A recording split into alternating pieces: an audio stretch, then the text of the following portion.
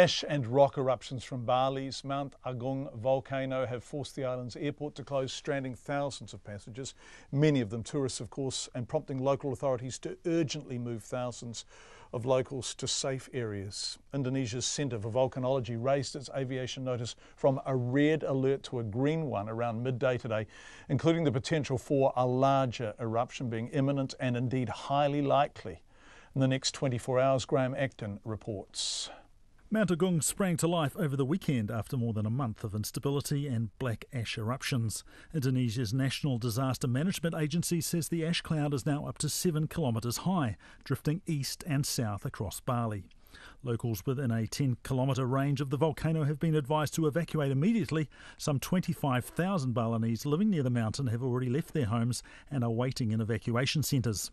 Kiwi journalist Alex Chapman is one of thousands of passengers stranded in Denpasar Airport, just 70 kilometres to the south of Mount Agung, and left to his own devices on where to find a bed for the night. We were supposed to leave Bali last night, Auckland bound via Sydney, supposed to be leaving around midnight local time.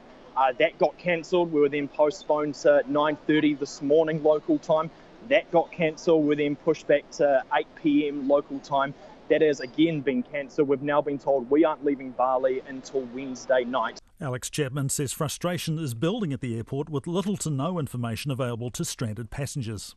Ideally, you'd think that an airline or an airport would provide you with the likes of food and accommodation. We were lucky last night, our airline of Virgin put us up in a very nice hotel. But we've now been told that it's not their responsibility until Wednesday. So we're on our back and we're running out of money, and we've been told it's not our problem, it's a natural disaster.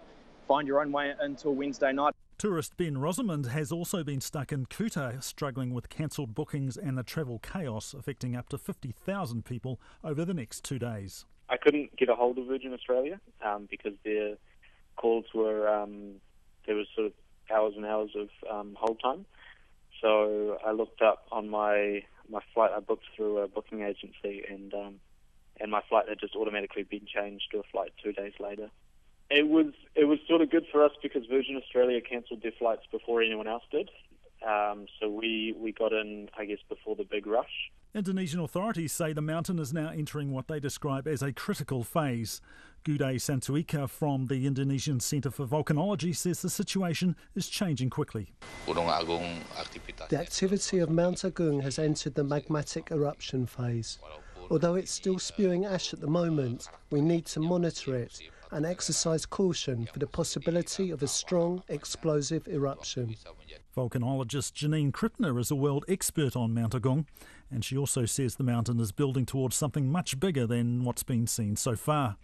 And she says locals remaining near the mountain face threats more dangerous than the choking ash and smoke. Reports have just been coming through that there have been lahars or mud flows around the volcano, and people really have to be careful to get out of the evacuation zones and out of the hazardous areas from these mud flows. They can be very dangerous.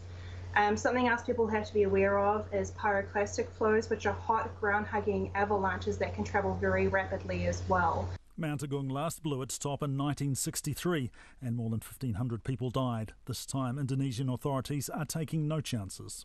For Checkpoint, Graham Acton.